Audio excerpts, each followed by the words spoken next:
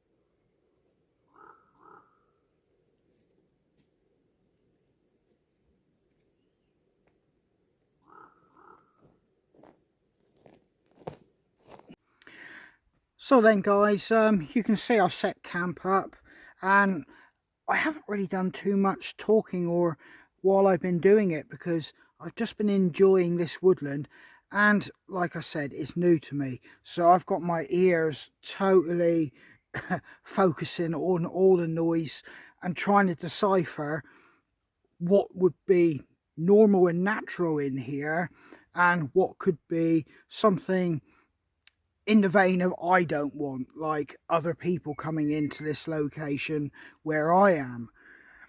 And that brings me on to the topic of this woodland. I've been looking at it for about 9 years across the valley, and I can actually cycle to it. It's not, you know, out of reach to cycle to it. But the problem is, on the map you can see it's cut off a fair bit of the access through the river, and it's not a stream, it is a full-blown river. And then on top of that you've got agricultural land and farmyards with interlocking arcs of sight on all the field systems that come up into this woodland. And what tracks they are, I have explained. Logging access is through them, which you could get into the woodlands, but you'd have to go through a farmyard. And yeah, but I have found an ancient trackway that comes up here. It's not a footpath, it's not a bridleway, it's nothing like that. There's nothing going anywhere near this woodland, but that's what my recce paid off. But yeah, I have found access where I can bypass all that. There is also nowhere you can park your cars anywhere near this, and I literally do mean that. It is single track lane with tractors and huge silage trailers hurtling up and down, so you are absolutely knackered to get anywhere near here to park. And if you did try to shove it in the hedge somewhere, you could be blocking agricultural vehicles. And not only that, it would stand out like a sore thumb. I'm not going to tell you where, what, how and when and what I've done, but yeah, this woodland, there's very few people that would have access to get into it.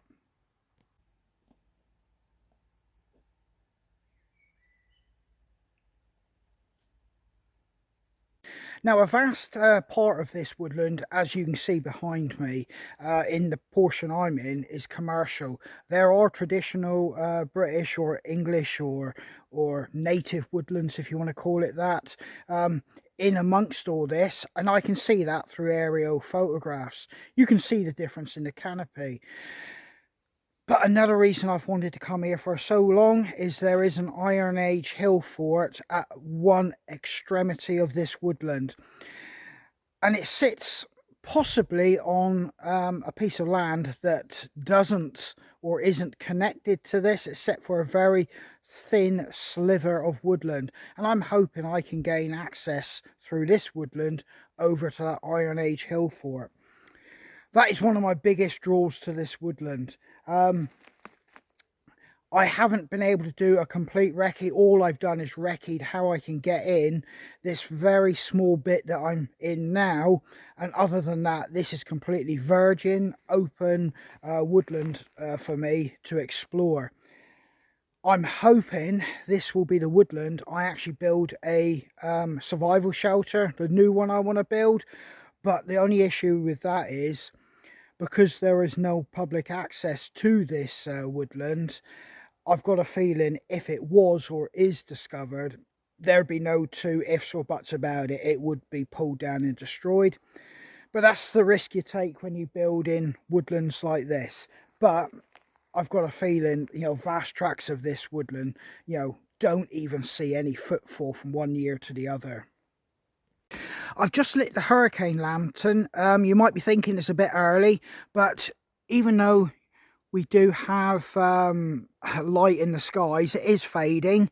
It's getting dim in here, and there are a few flies and bugs about. So the closer I get to it, the less they're around. I suppose it's the toxic fumes coming out of the burn off of the flame that are keeping them away. So the closer I hug that light, the less insects there are. But it's not the worst it could be. It's not really damp in here.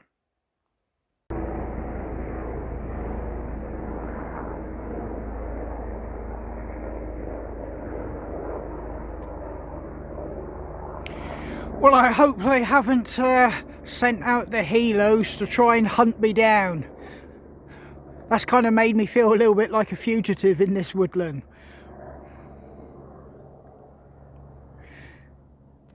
There you go.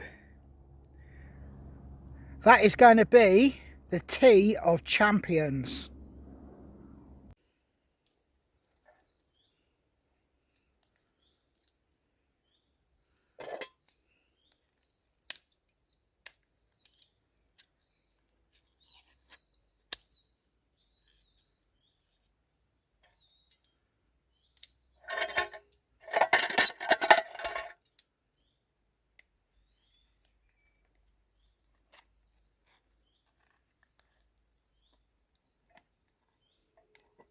Look at that.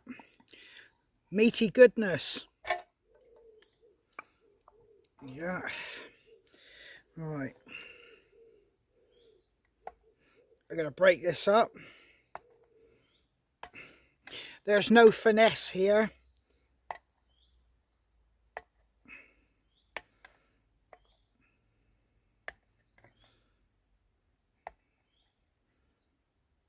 Campfire cooking, as they would call it.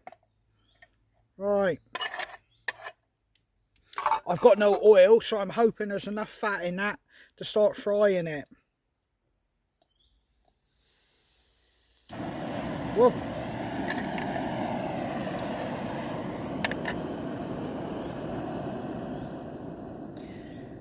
I'll do it slow so there's no chance of burning.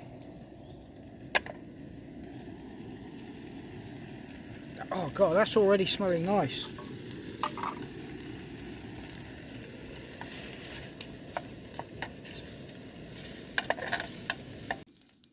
That spam is absolutely smelling gorgeous. And it's beginning to brown off. I'll let you have a look, you know, providing I don't mess it up in a moment. I've got one can of cider. I occasionally bring an alcoholic drink to the woods to sit down and chill, you know, as I would do in my back garden of a nice summer's evening. I never bring hundreds and hundreds and get leathered. That's not what it's about for me being out here. But one drink, you know, just to while away the last of the light, take it all in. It just adds that little bit of a flavour to the evening. It makes it feel kind of a little bit kind of like chilled and sort of like fully relaxing and going into the flow of the evening as darkness comes. That might not make any sense, and it's not the alcohol that does it, it's just the fact you're partaking in a pleasurable drink, in a pleasurable situation. It may be different if it is a force 10 gale, rain coming sideways. This might not be quite so appealing then, but yeah, I've got that to have with tea. And jalfrezi Heinz baked beans. A little bit more than I like to pay for a tin of baked beans, but all this I'm pretty much guessing would be about £3 for the spam, and what a meal it's going to be. I already know before I taste it. Now look at that, I could just eat that on its own now. It smells almost like bacon. But here's the baked beans. You might say it's sacrilege doing this, but oh my boy, I can't wait to dive into that. Oh, I can smell it now. Oh, this is going to be the tea of champions.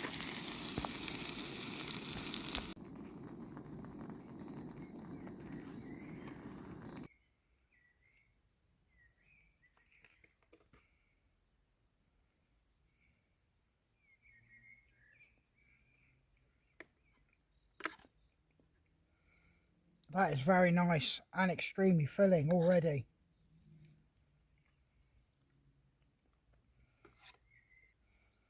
This tastes better than any of those, you know, boil in the bag meals. It's absolutely outstanding.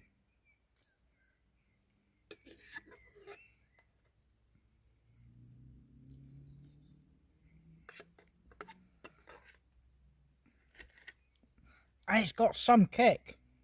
Let me have a look. It's got a rating of 2 chili heat wise, it says it's medium heat with punchy spices. Yeah, I can recommend that for a cheap meal out in the woods. But I'm going to carry on with this. Well then, campers, that was extremely nice. I enjoyed that. I can hear some crows circling overhead. They're looking to roost. So I'm going to get finished up here and just grab my drink, get a bit of warm kit on. Temperature's beginning to drop. It's not supposed to get too cold tonight. There's a 10 to 15% chance of rain, but not heavy and not prolonged. So I do have some cover to get under. I'm hoping it doesn't. But yeah, it's going to be a really nice evening. I can really feel it. I'm really loving the vibes in here. One thing I'd like to say to anybody that is new to this wild camping or bushcrafting thing, don't listen to any of the other guys on the other channels telling you what you need. I'll give you the biggest piece of advice and tip that you ever need and want. Bring baby wipes with you. Number one, dog poo bags. Rubbish.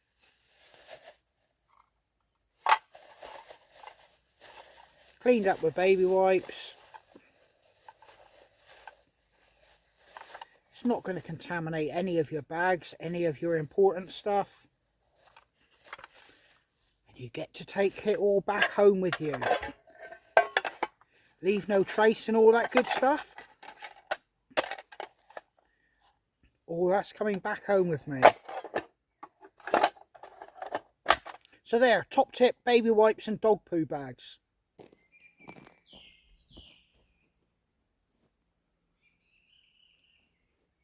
Very nice, very nice.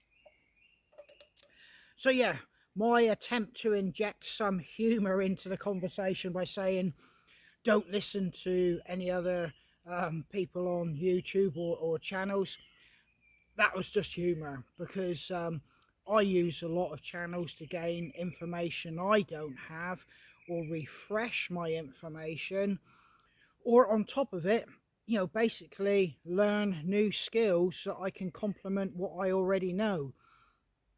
Now, I'm quite comfortable to say I'm not a novice, and I'm quite comfortable out here in the outdoors, but it never hurts to learn new skills or practice new skills. And I'm the first one, you know, who will say quite often I've probably forgotten more than I will ever learn. Quite simply, it is one of those cases, if you don't use a skill, you lose it. So yeah, when you do get a chance to come out, always take that chance and perhaps do a few new things, or do a few new tarp setups, or use your equipment, your axes and your knives, just to do a few things that you don't normally do while you're outdoors, you know, wild camping or bushcrafting. And they may seem pointless because they're not the activity that you want to indulge in on that particular moment, but it's just sharpening your skill and your memory banks, and it's muscle memory when you're doing things, and it becomes more natural. So if you're out here in a bad weather situation or something like that, it just becomes a lot more easier and ultimately enjoyable. You're not struggling to do something and trying to pull things out of the memory bank which you've already forgotten. So yeah, never be afraid just to admit you need to learn something. And yeah, I do learn a lot off some of the guys and ladies on YouTube, and you get entertained while you're doing it. Now I've just walked up to a trackway which is about 200 meters. I can just see my lantern down through the wood block there. Yeah, there's still a bit of light around. It's really gloomy in there. Time must be getting on. Never have a fire. That's one thing I will say. This time of year, you're well into fire season. And I've only got my lantern going because quite simply it's a contained flame. And on top of that, it's very damp because we've had rain and everything is still wet. But you don't want a ground fire, particularly in this type of woodland. because obviously all these trees are packed full of resin. But yeah, this woodland you'll be seeing a lot more on my channel now. It's not near the high ground. Obviously, as I've described, we're down by a very large river, but it's got this really nice feel and vibe. In fact, 95% of all my outdoor activities happen in the opposite direction than where this woodland sits. And I feel I've missed out, but you can't be everywhere and doing everything. And because this isn't a full-time career for me, hey, you can only do so much because we've only got so much time, and you've got to spread it around with family, jobs and everything like that. So yeah, I feel a little bit aggrieved that I haven't been here before and put the effort in, but I'm here now. So yeah, you will be seeing more of this woodland. Well, the summer solstice is just gone and there were celebrations for it, but I was incensed, if not brought to a rage, when I saw Stonehenge attacked. Like I said, I'm an indigenous British person. That's my culture and heritage. And indeed, the people that erected those stones, their beliefs and their whole lives would have been in and around nature and depended on it. So by doing what they did, it served no purpose, because that was just pure vandalism in my eyes, for the simple reason that you're targeting people from, many thousands of years ago who had no concept of fossil fuels or anything like that. But what you did do is attack the fabric of who I am. And like I said, indigenous British, I do have a culture. I have standing stone circles near me. I have, Neolithic, Bronze and Iron Age monuments. Indeed, there's an Iron Age hill fort in this woodland itself, which I hope to visit. So I was deeply saddened, and I've kind of lost a little bit of faith in what these activists are trying to achieve, even though I'm a man of the woods and nature by my activities that I do. But they've got no support from me when they start attacking, my heritage like that. And indeed, the people that from that time who had not even the faintest concept of fossil fuels.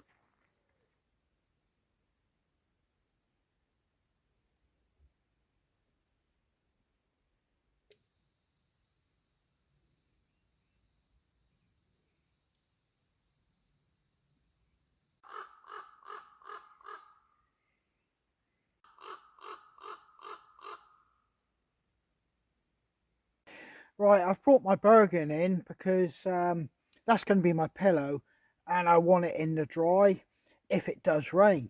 Um, I've got my roll mat, which is doubled over. I never add to it, like, i.e. another roll mat, unless it's in the depths of winter. That's just standard for me. I've got a I've gone over now to the British Army jungle sleeping bag, because to be honest with you, that's time of year I don't need anything more now. And I've got my standard old bivy bag.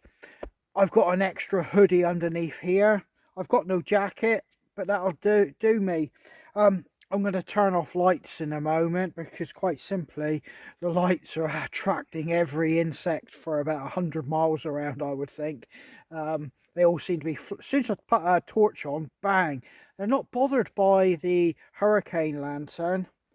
In fact, that seems to be keeping them away. As soon as you put a torch on, poof, they're all in. So yeah, I'm going to get these torch lights off.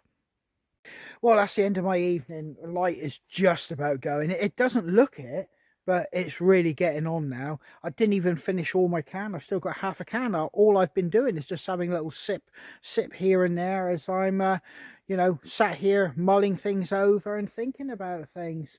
And it's a rare gift, like, to be out in a place like this where you have an unhindered mind, where you can just, explore all those things you want to think about, to yourself. But yeah, it's time for me to close my eyes, and I'll catch you guys in the morning. So yeah, I'll see you in the morning.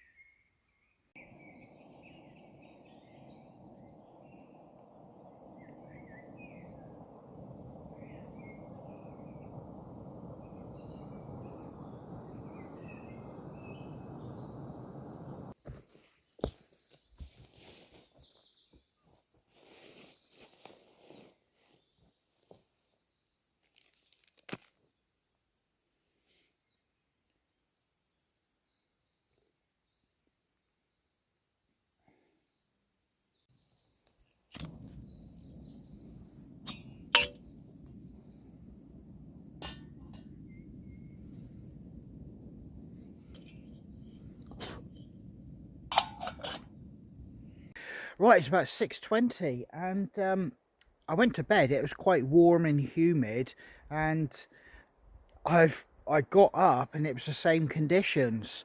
There was no wind. You could smell that heavy scent of pine, that fresh, humid air you get, which holds all the vegetation smell. It was really pleasant to wake up to, and really pungent and almost overpowering, but in a nice way.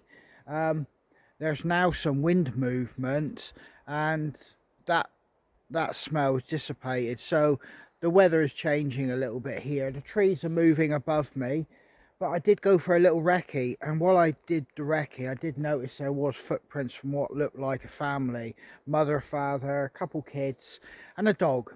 And the dog looked to be on a lead because it was tracking alongside them, not disappearing off into the verges. So that's an indication there is sort of traffic in this woodland, but it's extremely small. There is no, when I went for up the track, I couldn't see no signs of rubbish. So, you know, this, as my first recce concluded, it's pristine as what, you know, you're going to get a woodland in this country.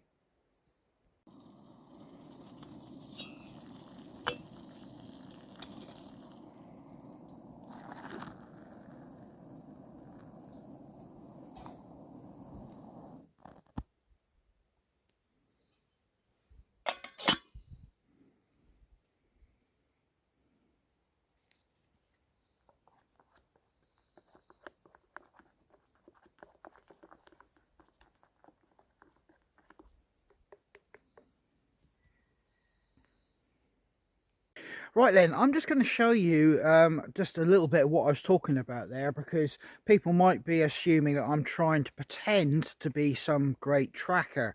I'm not. It's just reading the ground signs and being able to interpret what you're looking at and understanding the environment you're in. And by doing so, it'll give you an understanding of what potentially is happening in this woodland when you're not here, and what you may need to have a successful wild camp. Like I said, it's not rocket science. I'm not trying to be some great tracker, but I can give you an indication here so you can understand what I'm talking about.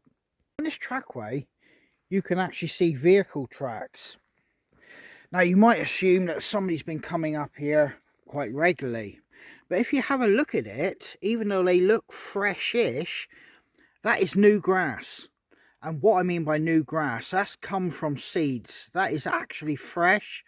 So it's taken about 3 to 4 weeks to get to that state.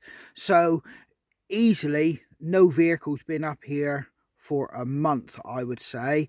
And if it's in that sort of like state, it's possibly seeds. So you could say, you could argue even further back than that. You know, it's not as unfresh. It hasn't been washed out by rain or weather, so it's not too far back in the distant past, because that is still fresh. But I would guess possibly a month at least before a vehicle's been up here, or the last time a vehicle used this bit of woodland. Right, I can see a footprint there, and that does look like a lady's footprint. Coming up to here,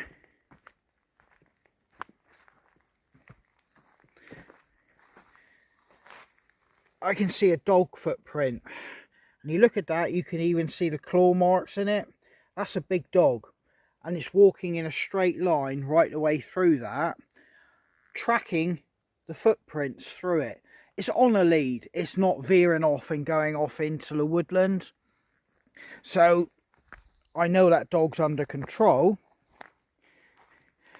Coming around, I can see a small footprint there. And you can see that footprint there. It has a mark, a dog mark, going in the opposite direction, facing backwards. So they've came back this way as well. That footprint there is sunk in a fair way, but it's not gone too far down. So it was obviously quite damp ground, but not winter conditions. So I'm guessing possibly within the last month when we've had the actual rain, but it wasn't too much to saturate the ground. If you walk along here, you can see another bigger print there. That looks to be Dad's print, that does. And you can see a footprint coming back as you have a look at it there. That one's going back that way. That one's trafficking that way. That one there looks to be, I would say, a mum footprint. It's not overly big.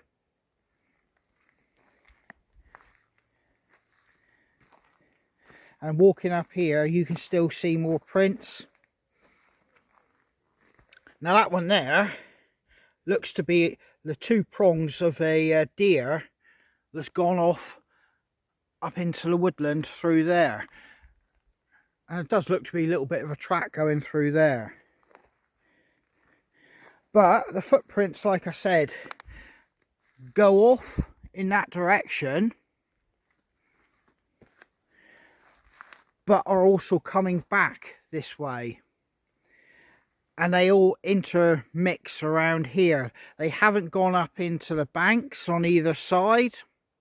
They've just gone through. So it hasn't been overly boggy to the point where this bit here has been totally waterlogged. They felt confident enough to go through with their wellies. So that would suggest probably the last month, not through the depths of winter. But yeah, you can quite easily see Mum, Dad and the kids. So yeah, I'm not trying to be a tracker, but it does give me a rough indication. And because they're like on foot and I know there's nowhere to park cars here, they haven't driven here. So they've got to be from either the farms or the one or two, well, extremely well-off houses that have been built down these roads. There is nowhere to park. It's got to be local families within walking distance. So I would regard that as not too big a problem, because looking at the track, you can see that when they have come in here, it's been very, very far and few between in times. There's not hundreds of prints up and down this track.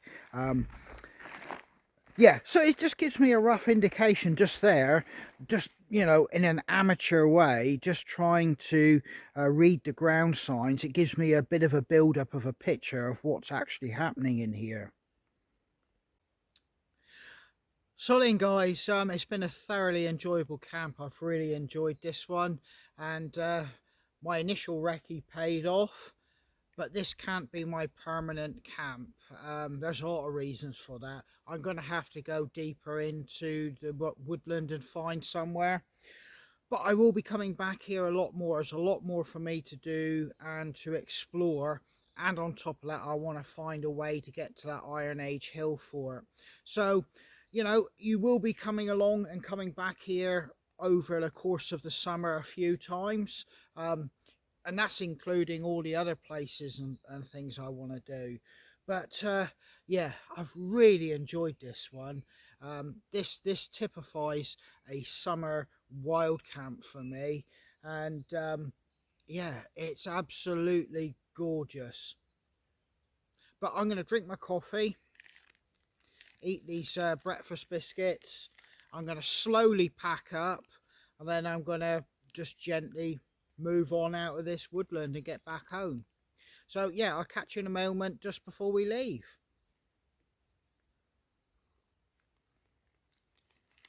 Leave no trace and all that good stuff.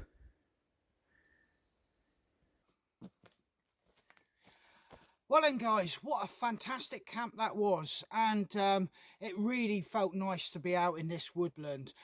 But the weather has taken a turn. We didn't have rain, thankfully, so that added to the, well, the enjoyment of the camp overall, really. But yeah, the weather has taken a turn and there's a bit more of a brisk wind. You can probably see the leaves moving behind me, and this isn't at canopy level.